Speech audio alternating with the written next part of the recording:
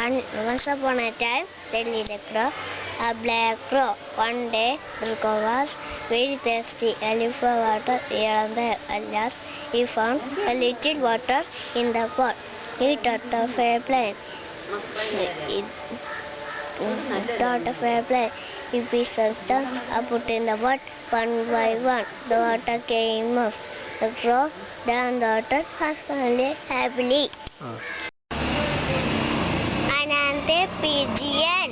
Anand slipped into the water while drinking from a brook.